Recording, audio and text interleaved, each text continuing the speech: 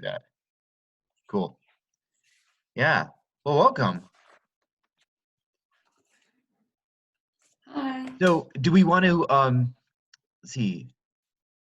Do we want to do a little bit of an overview for for Sam, or what do you think? Where are you at in your understanding uh, of some of the issues related to moral absolutes and of maybe the basics of Kantian reasoning? You feel generally comfortable with it, or um, are there, well, could be, it's not necessarily either or. Are there some things that you'd like to kind of get into with more detail? Uh, I'm good for whatever. okay. All right. So one of the things that we could address, maybe we should address, are some of these. Let's do this just to keep it kind of relevant. With the virus that is swirling around the world, and of course the United States is one of these issues. Some people are starting to talk about the getting the economy going again, right? So there's a little bit of a dilemma here because in one sense, we want to protect as many lives as possible. We want to save as many lives as possible, and of course, Kant will remind us, as will many moral theorists, that all human lives are, effectively equal in value, right? So we can't just simply, at least, um, all other things being equal, ceteris paribus, can't necessarily sacrifice a few lives for the sake of many without diminishing the dignity of those lives, right? Without suggesting by that action that those lives are less valuable somehow than the other ones, right? So in it, I was just reading that the governor of New York State is, um, oh, we've got Ashley coming on board, right? Awesome. So we were just reading. Welcome, Ashley. Uh, oh, okay. Bye, Ashley. I'm sure she'll be back. Um, so um, yeah, the governor of New York was extremely critical of the federal government because ventilators are being sent. Oops, we're losing people. Ventilators are being sent out to New York State, but it doesn't look like it's going to be enough. And so the governor is very annoyed about that. And so one of the things that he said in his comments, now this maybe this is an overstep, I don't know, but he was saying that the federal government has sent 400 ventilators when we need 30,000 ventilators. And then he said maybe the federal government should choose which of the patients in New York State will die because they didn't send enough ventilators, right? So in this case, we have maybe one of those questions of triage where we want to protect human lives, but at the same time, we might not have the resources that are necessary to protect those lives. So then we're left then with a decision. We have to make a decision because some people are like actively dying under a disease like this, which attacks their lungs, or their lungs attack themselves because it's the body's reaction to the virus, and it's trying to get rid of the virus, and that is oftentimes the cause of the death. The body trying to actively get rid of this thing. So in that with that problem where we don't have the resources to save everybody's lives, and then we actually technically need to choose who dies, or we could make a noble effort to really try to save everybody's lives. But if we do try to save everybody's lives, then even fewer people's lives would be saved. So, uh, so how do you think that? Well, maybe two questions arise out of that, right?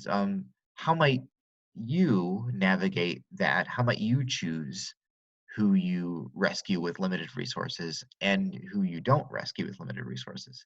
How do you make the decision? Or And how do you think Kant might try to make that decision? And how would there be what sort of differences might there be? Right? And yeah, I feel that that's lost on the several people who are trying to enter the meeting. Yeah. Okay, we got Um, Anna back. I don't know if it's like a connection thing. There you are. Welcome, Anna. Thank you. Awesome. This is great. Okay, and then we had Sam here earlier, but he, I suppose, disconnected for some reason. Yeah. Okay. He said that he keeps being kicked out. Oh, that's strange. Um, Not intentionally, for sure. Let's see. Yeah, I can't imagine why. Is he uh does he have a weak connection? Maybe I'll pause the recording real fast just because so we'll try to work this out. Okay. Okay. Sam, are you here? Or I know I see your name. It's fine if you'd rather not use video, that's fine. I probably do everybody a favor by not using video myself. Okay, we've got somebody else. Awesome. We got Catherine. Great. Okay. All right. Welcome back, Sam. I'm sorry you got booted somehow. All right. Okay. So Sorry, it's okay. issues. Yeah, no problem. Yeah. All right. So today we can be talking a lot about some of the problems. Of course, you'll remember that phrase. When we think philosophy, we have philosophically, we have a problem for every solution instead of a solution for every problem, right? So, however, of course, I think you see how these mental exercises are not just simply pie in the sky theoretical conversations, but they actually do have real life implications. And in a sense, it's like kind of exercising our moral minds so that we can end up making better decisions and more ethical decisions. And not necessarily, and that even kind of carries over to habitual decisions, or maybe even almost accidental decisions. We just sort of by nature become a little bit more careful in the way we address others, and become a little bit more considerate of others' lives. Right? Okay, so anyway, so today thinking about dilemmas, right? So we had talked last time about this question of like absolute rules, right? So Kant wants us to ask ourselves what sort of behavior could be acceptable if it were made universal. So in other words, I could take any action and I can kind of run this experiment on any action. Is this action, would it be okay? Could I live in a world where this action is morally okay? Right? Sometimes I show a terrific again with great hesitation to use a comedian who has now been so disgraced, but Louis C.K. has a bit on murder, and it's effectively, if murder were legal, then he kind of goes on this kind of imaginary thought experiment about what if murder were morally acceptable, more or less, what would the result be? What would the world be like if murder was okay? And he describes how people who it would be abnormal for somebody not to have murdered somebody, because there would be so much murder, right? If you became very angry with somebody and it was morally okay to, if it were morally okay to murder, you could just go ahead and take that person out and it would be fine. There would be no negative consequences for you, at least not from the government or even really from society, that you've murdered somebody, right? But would we really want to go live in that world? And Kant says that you absolutely would not want to live in that world, because you want not to be murdered, right? You want not to, you want to stay alive. You don't want other people to murder you for any arbitrary reason, or even maybe for a good reason. You would not like to be murdered. So you can't universalize murder. You couldn't want to live in a world where murder was morally fine. And Kant insists the same about lying, and the same about stealing, and the same about breaking promises. So when you break a promise, basically you have lied about the future, you've lied about your commitments, and so forth. All right. Is there any need for a clarification on that idea of universalizability as a test for whether something is morally acceptable?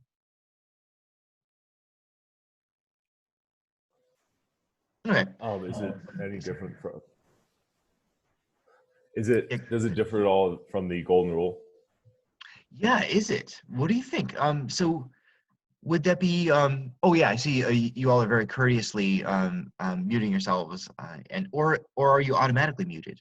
No, I think you muted yourselves, right? Which is totally fine. Um, okay, yeah. So um, yeah, good. How similar is it to the golden rule? Right? This is certainly something that um, that arises when we're thinking about Kant's thought, and how Kant's idea isn't necessarily a terribly new idea. Kant just kind of formalized and explained why some fairly old ideas are actually quite logically consistent. He wanted to give a strong philosophical case for that moral theory whereby we treat other people as we would want to be treated. Yeah, so would we say that um, what is it that leads you to compare Kant's reasoning to the golden rule, do to other people as you would want to be or treated? What led you to make that connection? I think just kind of thinking about, talking about uh, murder and, thieving and lying and, following through on a contract. Those are all things that, you would want to, if you were in either end of the, kind of getting back to the social contract theory. Those are things that no matter what end you would want to be on, no matter where you were on that scale, you wouldn't want those things done to you. So you wouldn't do those things to other people, which I think is kind of the base, principle of the golden rule. Mhm. Yeah. Okay. So yeah, good. Other comments about the golden rule and Kantian thinking. Are any possible exceptions to this? Are there any exceptions to the rule where we treat other people the way we would want to be treated? Is there an area or a line of thinking that might challenge the golden rule at all?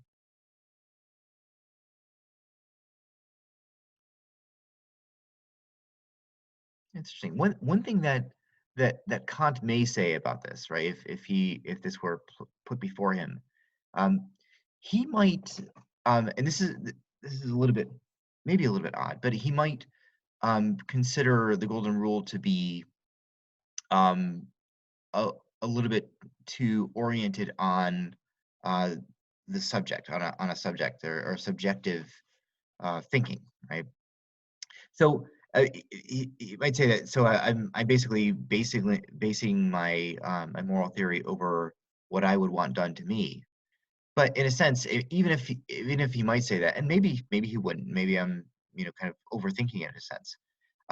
In a sense that could also apply to Kant's thinking about universalizability, because Kant is referring to myself and my own preferences, right?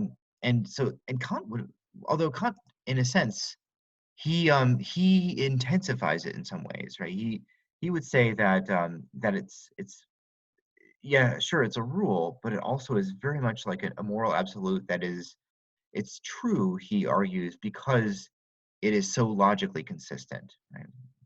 That you can't universalize something. And again, maybe that could also be said about the golden rule. Maybe it's true also because it's logically consistent. So Kant insists that this is how we can know for sure. Right? He's not just saying that this is a hunch or an opinion or some kind of feeling. It's actually a proof that that lying is wrong, that murder is wrong. because we could not universalize them. We couldn't live in a world where it's okay. And so what he ends up with, what this is oftentimes called, is a categorical imperative, right? The entire category of these actions is considered morally wrong, or he would say proven morally wrong, the whole category, right? Okay, so one of the things we can ask about, and we can go back to the dilemma where we have to use triage, where we have limited resources, and yet we have a duty or responsibility to save as many lives as possible. And Kantian thinking is duty-based, right? This is one of the things that we talked about last time. It's not consequence-based. It's duty-based. It's responsibility-based, right? So Kant really doesn't care at all about the consequences. He considers them unimportant morally. What's important is whether we are actually acting in a way that we could will for this action to be universalizable, right? It's more like a subjective kind of thing, right? Instead of saying this will be a consequence of my actions, it's rather saying this would be a consequence of my actions. This would be the result of my actions. Which, I don't know, it does sound a little bit consequentialist in the end, but Kant is saying, even with no matter what the consequences are, think in this kind of hypothetical way. Sounds too a little bit confusing, because we're not talking about the hypothetical comparative imperatives.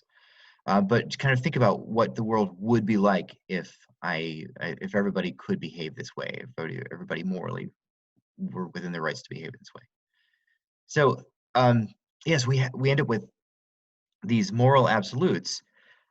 Where do we think that those moral absolutes might break down? Do we think there might be some conflicts between some of those absolutes?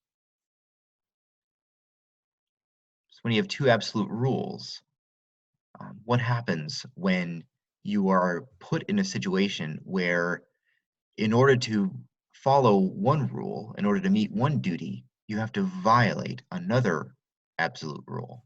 What do you think, Sam? I was just going to say, I think the debate we kind of keep touching back on is the issue of abortion, because I think that is where you get into those issues where you're touching on different, right to life and right to choose are two, moral imperatives. I think in most situations you would say, being has the right to live, and you'd also say being has the right to choose to do what they want with their body. So that's when you get into the issue of, there's no kind of clear, demarcation Right. on how this should be decided. Yeah, that's a really great point, right? Yeah, so if we want to put that more closely in Kantian terms, we have an issue between the imperative not to murder, the categorical imperative not to murder. In other words, it is never acceptable, under no circumstances is it okay to commit murder, right? So that's one item. So and of course, this question, we could say that abortion, which is the killing of a human being, especially if we want to grant personhood to the conceptus, the personhood to the life inside the mother, which one could make a strong case for doing, especially as it becomes more and more kind of structured and built, and of course, there are some branches of thinking that would say it is a human being fully and personally the instant it's conceived, right? Either way, however we want to position that, whenever we give personhood, whenever we give human being or the dignity of being human to the life, then that means that killing it would constitute murder. So if we follow that line of thinking, okay, that would be committing murder. Kant would say that's categorically wrong. All cases of murder are wrong.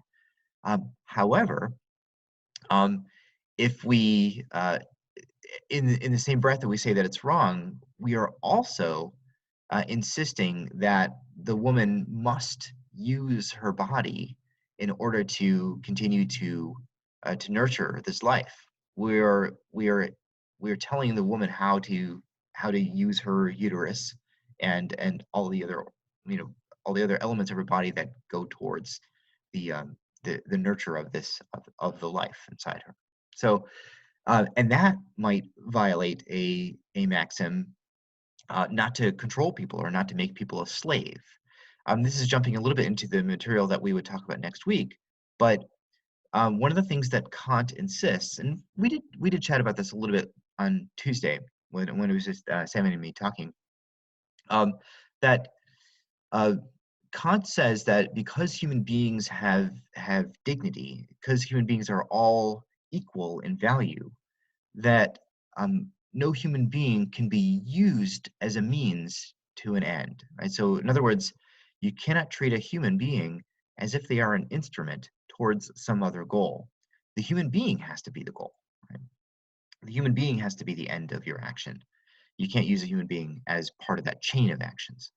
So, effectively, what we would be doing if we insist that murder is categorically wrong, which Kant would agree with, and then B, that you cannot use a woman for the sake of producing a baby. You cannot force her to use her body in a certain way if she does not want to use her body in that way. So there we have a dilemma between two Kantian principles, right? The categorical imperative not to murder, to respect people's lives, and to allow people to survive, to not take away their lives, and then the principle that you cannot use somebody as a means to an end. You cannot use somebody as if they are a tool. Right? So I think that might be how we can position the abortion conversation in Kantian categories, and the way that Kant might set up the issue or the discussion. Right. So thinking about it that way, and if I've kind of accurately described the way Kant would approach abortion, how might that change the way we have the conversations about abortion? If we think about it in terms of murder versus not using somebody as a tool. Put another way, murder versus slavery, right, in a sense. Right? This is one way of thinking about it. If we say that a woman must use her body in a certain way, we prohibit her from the cessation of using her body in a certain way. We are in that one sense making her a slave. We're restricting her freedom in a very important and meaningful and sometimes life altering way. So when we're in a conundrum between murder and slavery, how might we um, how might we address that, or how does that change the conversation?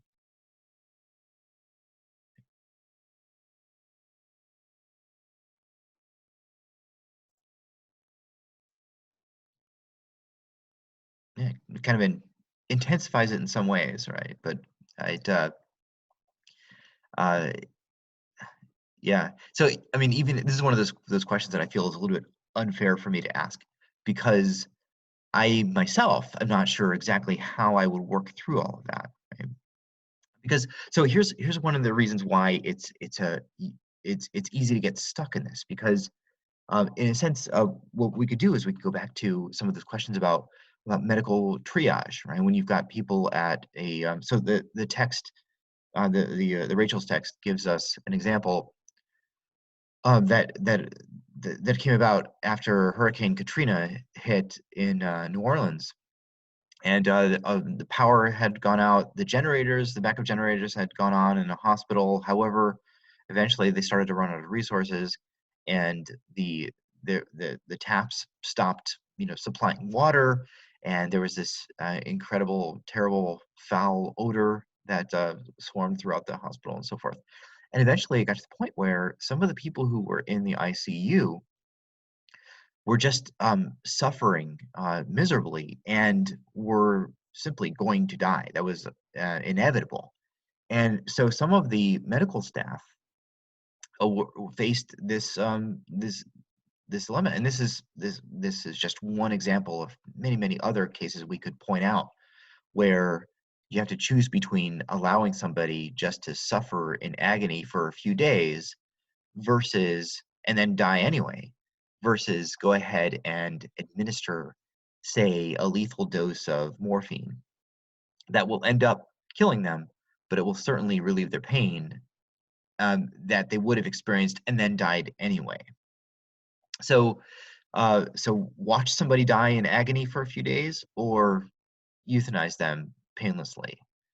And that was the dilemma that some people had to face. So, of course, if you euthanize somebody, that's technically murder, right? You're ending somebody's life, right? However, you medical staff also have a kind of responsibility to relieve pain, right? To care for people, to make people as comfortable as possible, so that they can enjoy what they have left of their lives, if they have anything left, right? So, what might we say there? Are we sympathetic to medical staff that might euthanize their patients who are in agony and will be until they die shortly? Are we sympathetic to that? Or might we say, no, it's still an act of murder, and even though the consequence was that their pain was relieved, that was the consequence. Even though that was a consequence, Kant doesn't care about consequences. He only cares about whether you met your duty, to, well, your duty to respect other human lives, right? Your duty not to murder. So, so where do some of you fall on that? Oh, I see, Sam. It's effectively a hand raise to take yourself off mute, I guess, right? Yeah. What do you think, Sam? I would say in those situations, it would be someone's kind of elected choice, unless it was kind of very specifically stated in any kind of documentation that they did not want to be, they wanted their life prolonged as long as possible. But I think in a lot of cases, people would prefer the quicker, more painless ending, if it was going to be inevitable that they were um, to end. And that's where I'm not sure where Kant falls on the, if murder is always wrong, what does he feel about suicide? Obviously, in most cases, suicide is wrong, because there is place, to things to live for, and you should prolong life. But in a situation where you are going to suffer for a very short amount of time, or you can end the suffering quickly, I don't know if that falls in the same category as kind of traditional murder or kind of traditional suicide. Yeah, that's a good question. All right, so what do some others think about what Kant would say about suicide? What do we think? Let's kind of work that out together. Right? Now, granted, we might use Kantian reasoning to arrive at a different position than Kant himself, right? So it's just to kind of point that out, right? Yeah. So what do we think that Kant might have said about suicide? Any suggestions?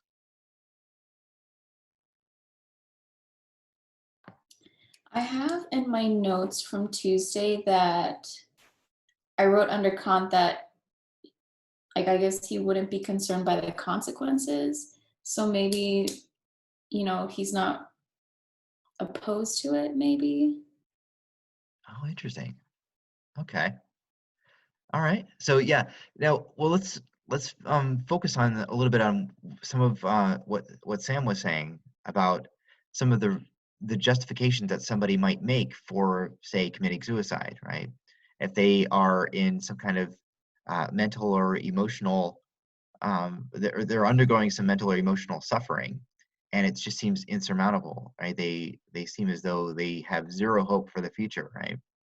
And if they continue living, they're going to continue suffering, right? Well, in a sense, this what helps here is that those are really consequences of, say, staying alive, right? It's justifying suicide based on the relief that it will provide to somebody who is in a severe depression. So Kant would very likely reject that line of reasoning. He would reject that justification for suicide because it's consequence based, right? And well, not just because it's consequence based, but also because it is some kind of consequence based justification for violating an imperative, violating a categorical imperative. And so for Kant, yeah, Kant also thought that suicide is morally wrong because suicide is a class of murder. I'm sorry, it is a category. It's an element of the class of murder, right? So the whole category of murder is wrong. And when we say the whole category is wrong, that means every instance of that, every circumstance under which that action might take place, well, it's categorically wrong. So everything in that category of murder is wrong. And suicide, he included in that category. He thought that suicide is murder. You just happen to be murdering yourself, but it's still murder, right? Was his view, right? So, which is kind of interesting. Now, some people, um, as as I think all of you probably suspect, there might be some Kantians today who would say, you know what, maybe Kant was, maybe there is some other way to use Kantian reasoning that might justify suicide under certain circumstances. Now, of course, as soon as I say under certain circumstances, I am saying that there are elements of that category under which it would not be wrong, right? So when I say under certain circumstances, I'm now moving outside of categorical thinking. I'm saying that there are some exceptions to that rule. So it's no longer totally categorical. Now it's more hypothetical. It's more situation based, scenario based. So and this actually is one of the probably strongest challenges to Kantian thinking, is that Kant doesn't seem to allow very much space for flexibility. Right? So let me just give you an example where, and this is a classic example, or the well, sometimes there's a name for it, the inquiring murderer, right? So let's say somebody wants to commit a murder, and you know that they have an intention of murdering somebody, right? Which, of course, if we were all good Kantians, we would say that murder is always wrong in every case.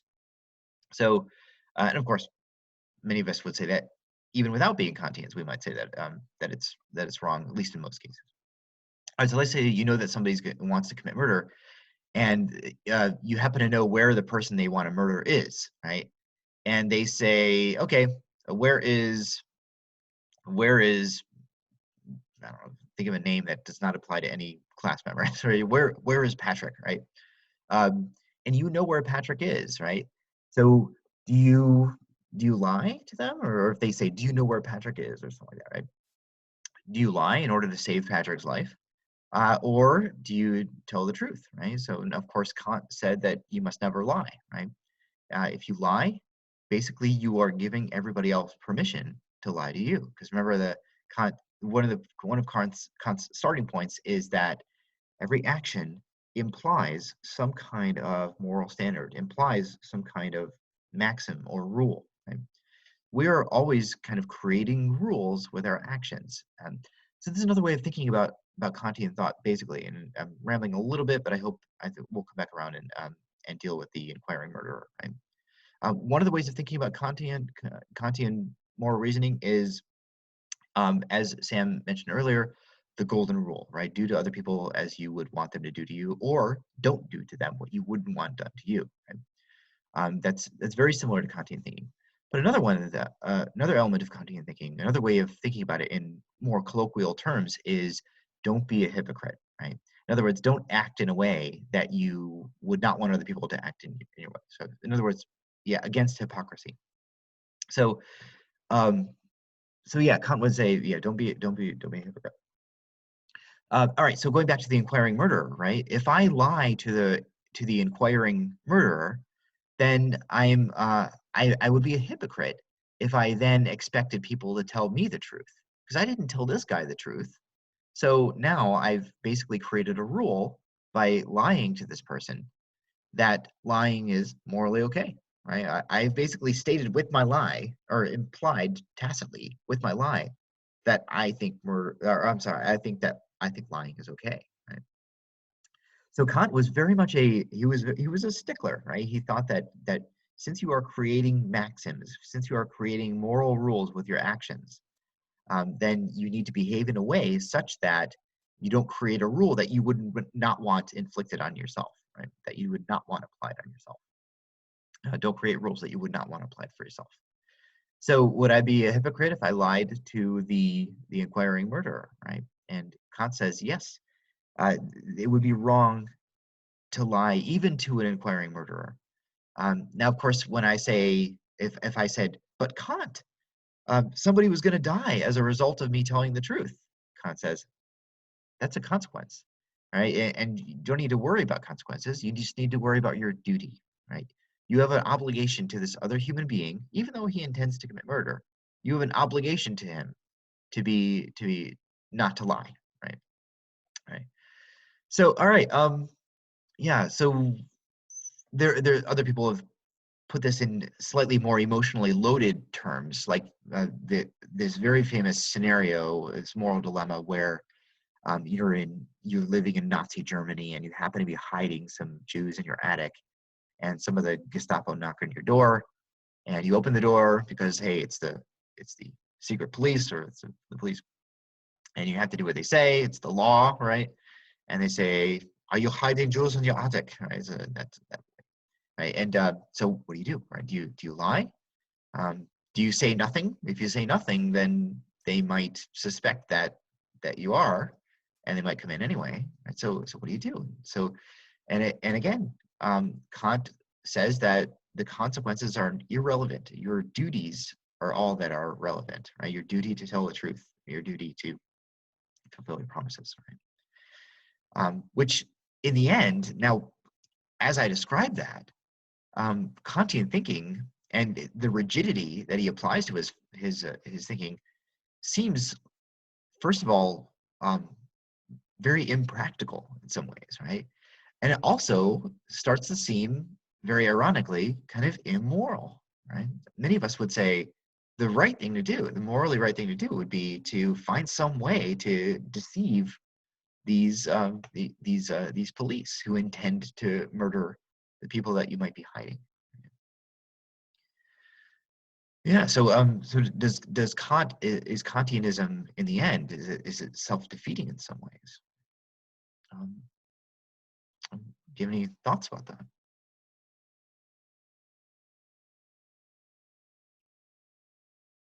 Okay, I mean, it's fine if there aren't. Um, so what are some cases, just to kind of go back on back to the circumstance where we might be a little bit more appreciative of what Kant is trying to do? What might be some where are some areas where Kantian thinking actually is beneficial, where we think that it does quite well fit with how we think we should live our lives? Where does Kantianism help us there? Yes, I would say kind of in Kantian thinking is kind of the ideal for a lot of the kind of free market thinking where everyone's operating under the same assumptions, under the same, like, I will treat you in the same way you will treat me, and we will all operate under the same understanding that we're going to operate in our own best interest, but not to screw someone over and to get that best interest. Is kind of a Adam Smithian ideal of how humans will operate, and I think that very much falls in line with how Kant has been described. yeah, yeah, fascinating when we think about the economic applications of Kantian thinking, right?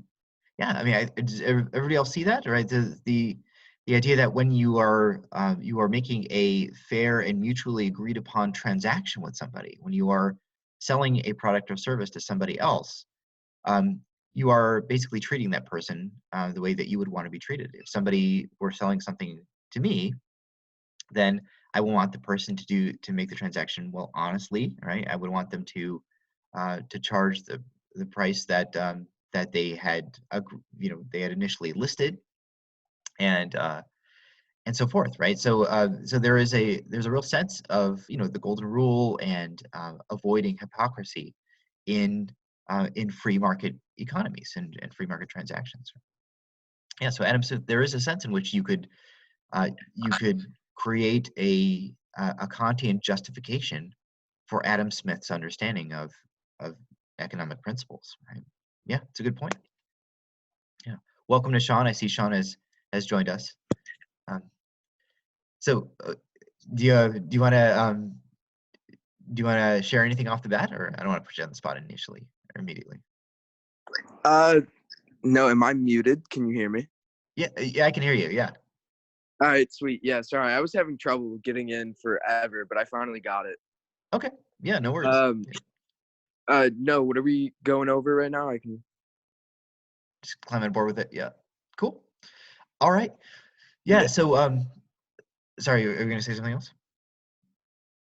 Yeah, okay. Uh, No. I have no idea what we're talking about. I just joined. okay. Yeah. Yeah. So we were talking about some areas where, so one of the reasons why Kantian thinking is a little bit difficult, it's quite challenging morally, is because it's duty based rather than consequence based. So even when the consequences of an action, of a dutiful action, are very bad, Kant insists that because we are formulating our moral thinking based on duty, you do your duty regardless of what the consequences are. So let's say let's say I don't know. There are good military examples as well, right? Where an individual soldier might not have the big picture, right? An individual soldier doesn't really necessarily know what all is happening on the battlefield or in a specific region, and so let's say his commanding officer tells him that okay, there's see that supplies warehouse where we think that there are a lot of weapons being stored. I want you to shoot that supplies warehouse, right? And the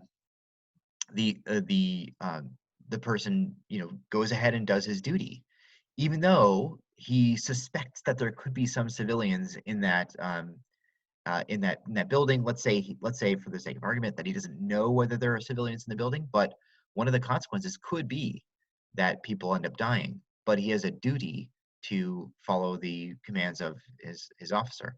So he goes ahead and fires. And Kant would say that's one example of doing your duty. It becomes a little bit more complicated, and we'll certainly talk more about this next week when we consider that some military actions actually, and we chat about this a little bit on Tuesday as well. Some actions actually use some people in order to obtain some other goal, right? So that's the means end principle that Kant talks about, and he would say that that is absolutely morally wrong. So, and we'll deal a little bit more with that next week when we continue on with Kantian thinking.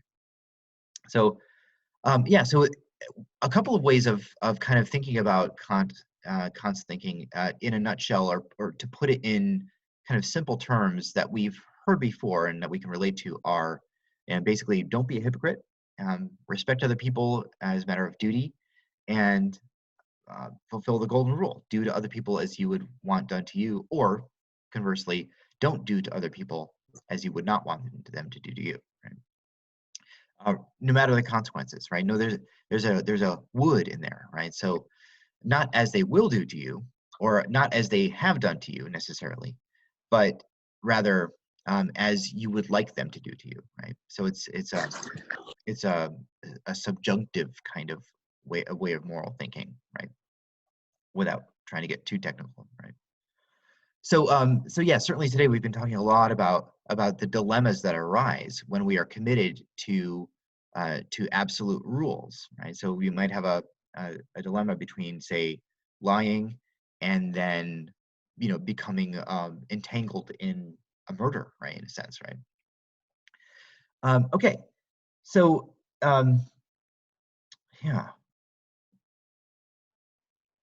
yeah, where to go from there? Yeah, well, actually, let's see.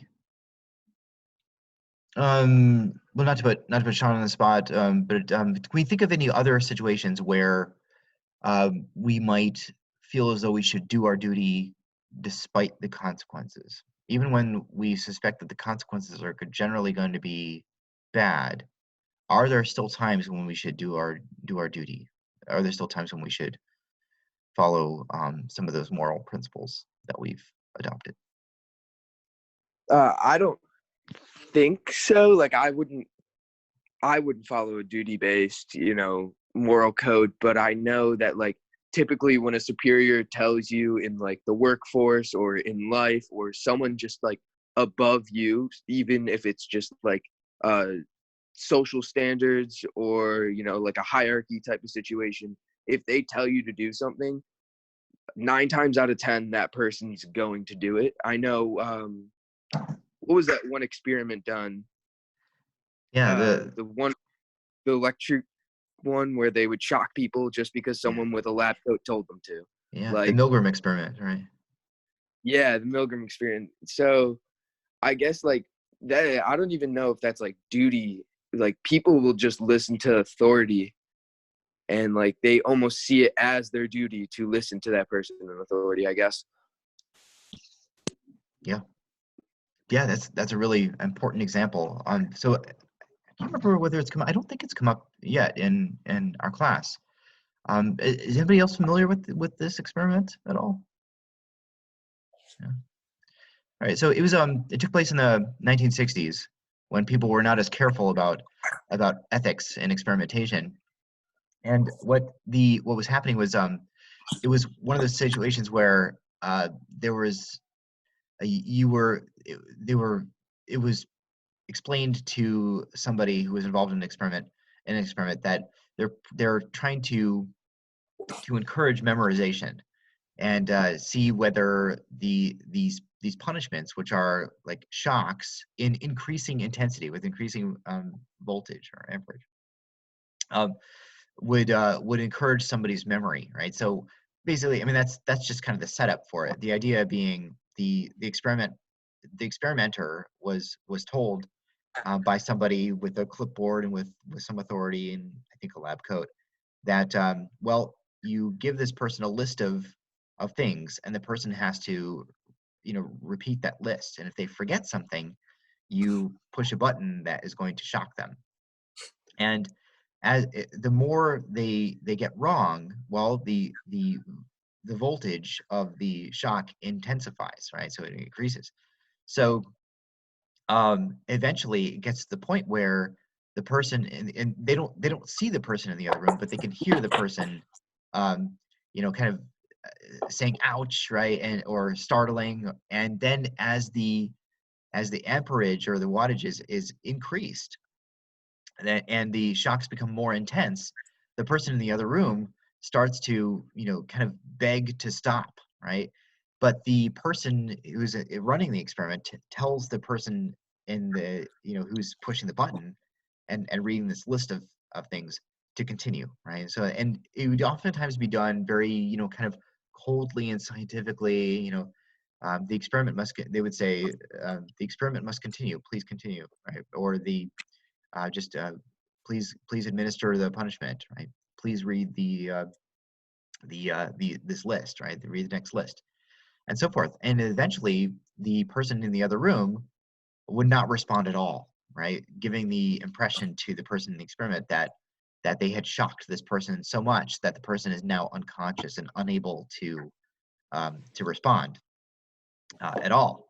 And so then the interesting question is, well, first of all, how far was the person willing to go in shocking this other person before they stopped? And some people would just go ahead and continue because, hey, this is a scientific experiment. This guy who's telling me, giving me orders, must know what's happening, and and I've committed to participating in this experiment, so I have a duty to fulfill my commitment, right? I signed a paper. I made a promise that I would help with this experiment. So they sometimes have continued to administer the shocks even after the person in the other room was unconscious. And of course, the person in the other room is an actor, right? So it's not actually, it wasn't a real person. They didn't actually torture anybody, but the person who was hitting the button and asking the questions believed, probably in most cases, believed that they were actually administering shocks to somebody. Right? So how far would they go in this obedience? That's effectively the Milgram experiment that Sean is describing. So certainly this is one of those cases. It's a great example of of following duty regardless of the consequences. Right? Do we do that? Would we torture somebody until they fell unconscious and then continue to administer shocks when they didn't respond as a matter of duty? They're not going to die, but nevertheless, you're inflicting harm on somebody. Right? Yeah. Any responses to that? Do we think that Kant would say that a person who has committed to this experiment, in other words, made a promise that they will participate in this experiment, would Kant say that they must continue to administer these shocks, knowing that it won't kill the person, so they're not committing murder, but they are effectively torturing somebody? Any suggestions about what Kant might say about that? I mean, if it's implied that the other person who is getting shocked signed up for it and is willing to receive this treatment, I think it's you made a promise to fulfill, Yeah. and they're holding up their end of the promise, and as long as there's no death and it's just fulfilling the promise they made, I don't see why it would contradict any of Kant's. Right. Yeah. Yeah. Good. Yeah. Other comments there. Right. Seems like Kant may very well approve. Right. I think Kant would approve of you doing that. And I thought one of the interesting aspects of the Milgram experiment was for a lot of the participants, like if you can watch it, and I think that there are similar like studies done that like replicate this. And the biggest thing for a lot of people was that like once the responsibility of that person is lifted off their shoulder, they're completely fine.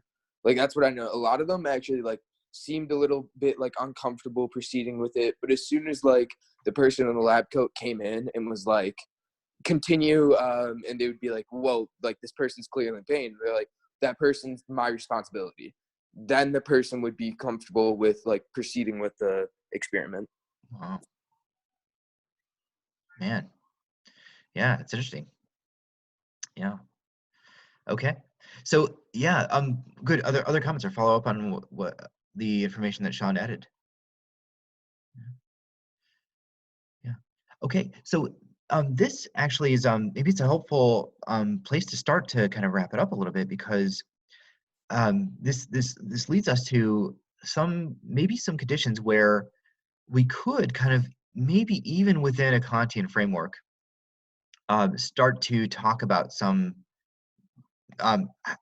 how complicated some of this is, right?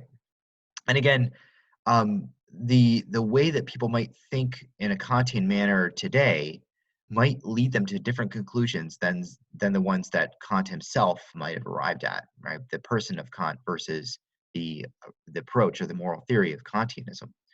So, and one of those, some Kantians might point out that actually, if maybe you could universalize some breaches of duty, maybe you could universalize some exceptions, because if I ended up in that sort of circumstance where, let's say, I were in utter agony, and and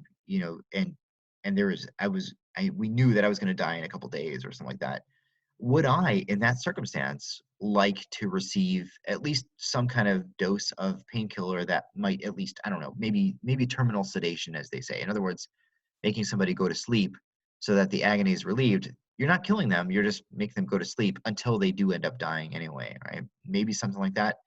Would I want that if I were in that circumstance? And perhaps, right? So we can still kind of think in a Kantian way, even if we are technically deviating from some of the rigidity of Kantian thinking, because under the justification that, well, a universal maxim doesn't necessarily take into consideration all the specific circumstances under which somebody might change their mind about what could be universally justified. So, if I found myself in some kind of experiment and I were the one being shocked, right? Would I want the person on the other end? Would I want them to break their promise to participate in this experiment? And I think that I absolutely would want them to break their promise, right? So, and that does seem to follow some Kantian thinking, right? Could I want it to be a universal rule that somebody could break a promise when that promise ends up including torturing somebody? Or maybe, what if there's another area where there's kind of very blunt dilemma between two Kantian absolutes. What if I promise to commit murder, right? Or what if I promise to steal something, right? Do I break that promise by not stealing, or do I fulfill that promise by stealing and therefore breaking either way, right? It's a dilemma because I'm going to break one of these imperatives, right? One of these moral absolutes, with no matter what I choose, right? Yeah. Okay. Any other areas where, or any follow up on that that caveat. Like, what if I um, oh, so- I don't know if you could hear them. We got cats on Monday. We adopted a couple of cats, and one of them is hungry, and my kids have not yet woken, so they're gonna feed the cats for me.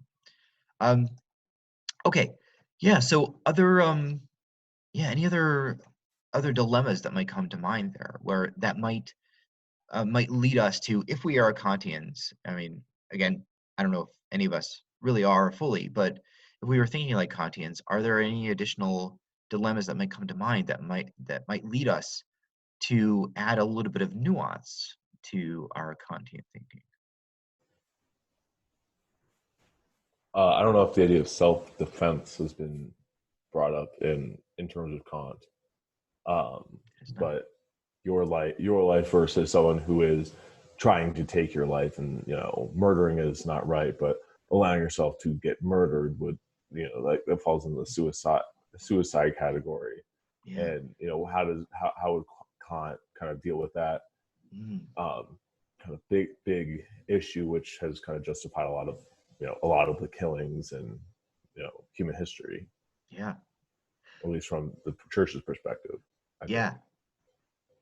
That's a yeah. That's a terrific bridge into next week, right? Because um, so Kant is going to be thinking very kind of reciprocally, right? So it there so for example, Kant, and this might lead us to some kind of conclusion about what Kant might say about self-defense. Is, well, there might be a couple of things. First of all, um, I think that Kant might say that you can defend yourself without trying to kill somebody, right? You can, and so this actually gets into an area of Kantian thinking that might be maybe a glitch in the armor of Kant, right? Because let's say you take an action that ends up with somebody's death, but you did not intend for that death to occur, right?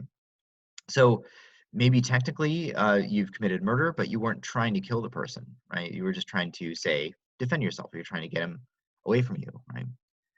So uh, Kant might say, maybe it's not so much of a glitch, but Kant may say that you do have a duty to defend yourself because your life is just as valuable as anybody else's life. And if somebody is trying to commit murder, then you have a duty to prevent that from happening, right? And you should do that in a way that simply prevents the murder. You should not do that in a way that attempts another murder, because then basically you're just doing the same thing to the other person as you are preventing them from doing to you.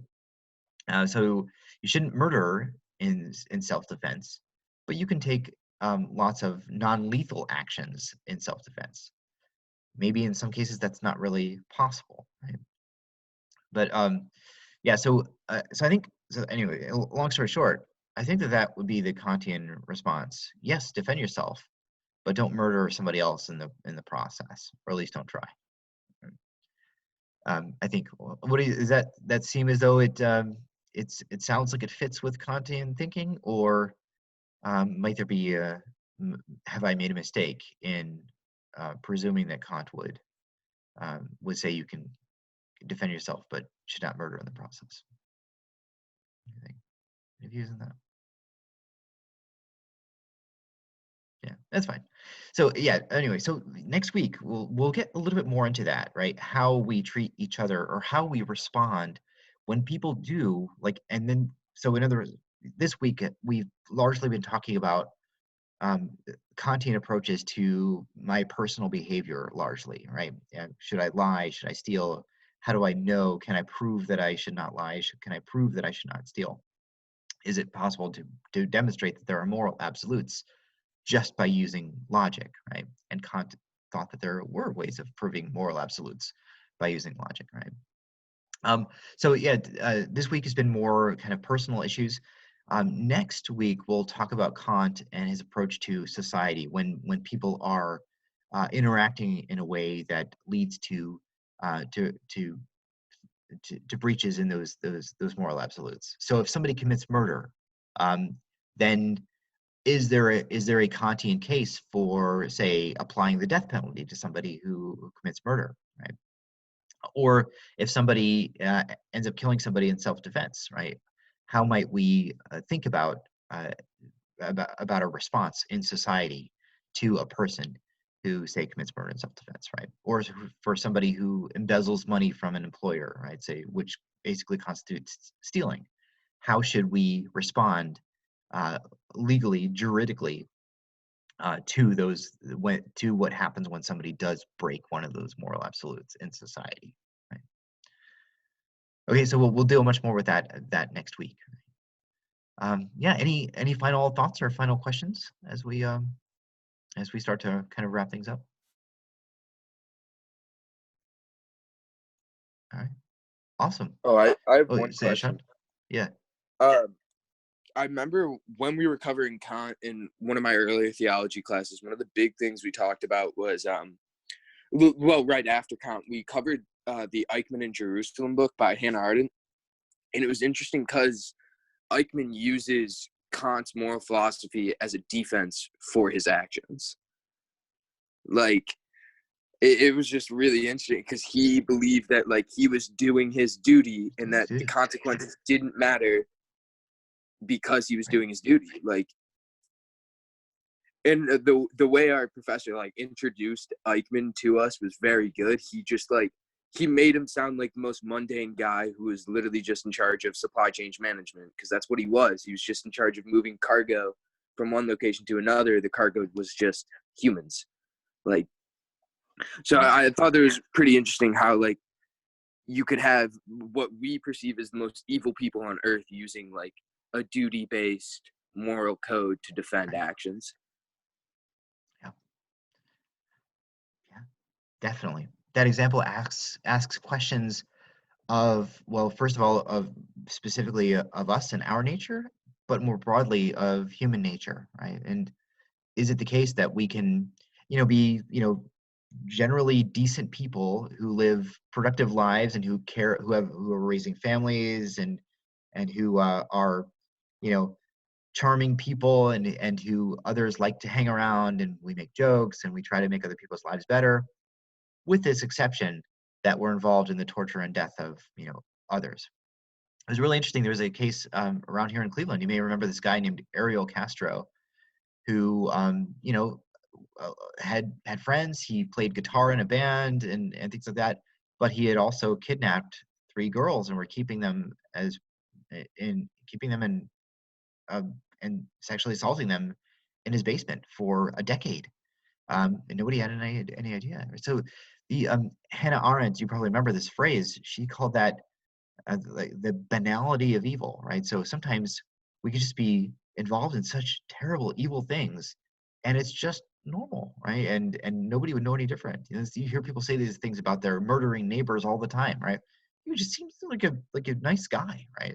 They might say he seemed kind of quiet, kept to himself, but he also committed murder or tortured animals or whatever, right? So yeah, so there are some cases, yeah, where duty as a justification for actions can justify some actions that are quite horrendous, right? And yeah, Eichmann himself, right? If I'm remembering right, he didn't himself do any of the killing, right? I don't know if Sean, maybe you can add more on Yeah, that. he didn't like kill anyone himself. He like during the trial he claimed he was like, look, like I have nothing against Jewish people. I have a lot of close friends that are Jewish. I was just doing my job. Like this is what my job was, and like I was doing it. And so I think he was credited with like it's in the millions with how many people he transported. Yeah, right. Yeah. So in that case, yeah, doing your duty led to some harm and some severe harm. And again, according to Kantian reasoning, the consequences of his actions were irrelevant. He was just doing his job, right? Yes, this might be one of those additional reasons why we might not be full on Kantians because of of problems like this, right? Yeah, that's a good point. Yeah, good. And that will, of course, bring us more into next week when we talk more about the means end principle, right? Using people to as a means to an end rather than as an end in themselves. Yeah, good. Thank you, Sean, for adding that. Right. Yeah, any other cases we might want to bring in? Awesome. Okay, well, it's 10:44, almost 10:45, so we'll go ahead and wrap it up. Thank you all so much for tuning in and participating in this. I'd mentioned earlier, or in one of the announcements, or on the homepage. I hope that you all saw it, that these kind of meetings are optional because the online nature of our course makes things kind of asynchronous, meaning that we don't necessarily have to be on at the same time. It's difficult for some people technologically. But oh yeah, that's right. I will be putting up a discussion as well for today, which I do want to make mandatory. I think though, huh? I'm saying this now.